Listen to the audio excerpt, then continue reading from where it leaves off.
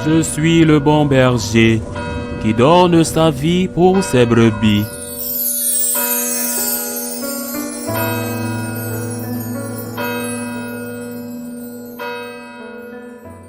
En ce temps-là, Jésus disait à ses disciples, ne vous faites pas de trésors sur la terre, là où les mythes et les vers les dévorent, où les voleurs percent les murs pour voler.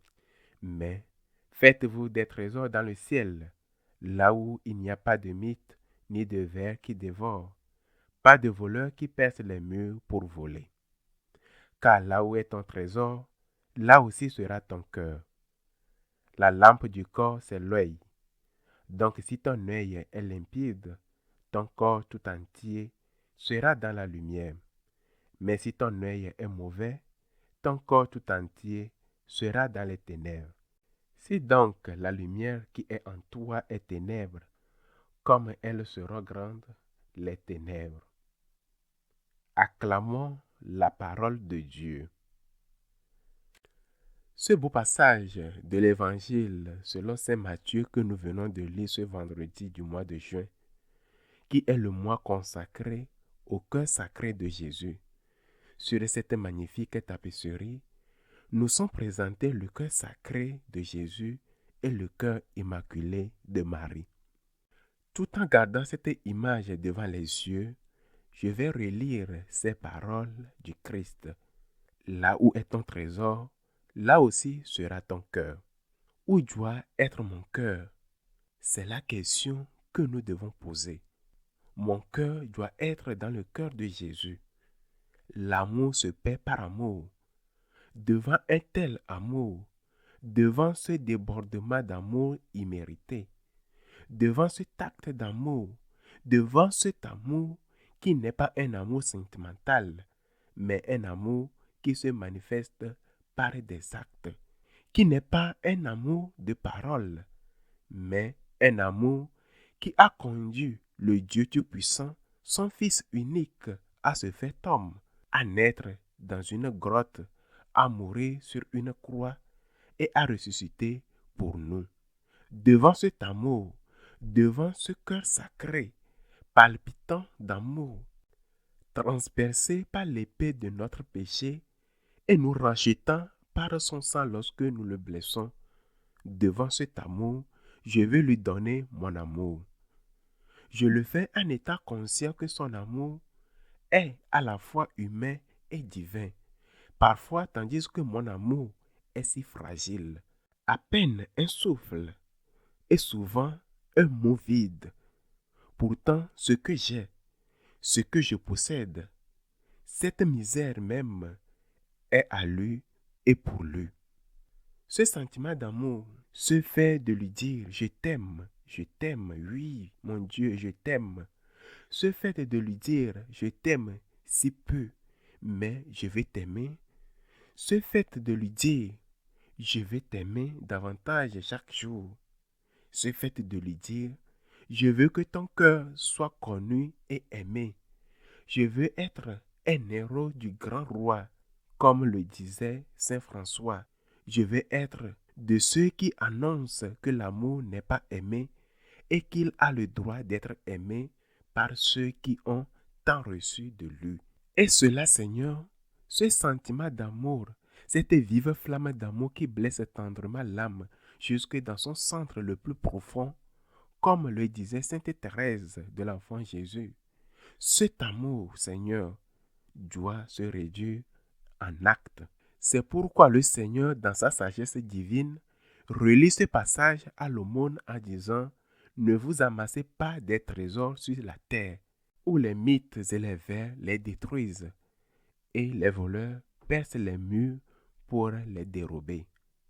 Amassez-vous plutôt des trésors dans le ciel, où ni les mythes ni les vers ne les détruisent, là où les voleurs ne percent ni dérobent.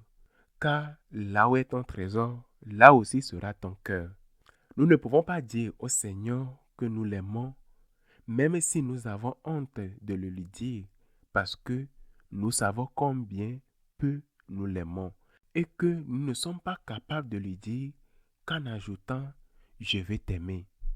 Nous ne pouvons pas lui dire cela. Nous ne pouvons pas le lui dire. Je vais t'aimer. Je vais t'aimer, Seigneur. Nous ne pouvons pas dire au Seigneur que nous l'aimons tout en voyant notre frère dans le besoin, sans faire tout notre possible pour lui venir en aide. L'une des choses que j'apprécie beaucoup chez les catholiques nord-américains est le sens de la responsabilité qu'ils ont envers leur Église, ainsi que leur respect du culte en général.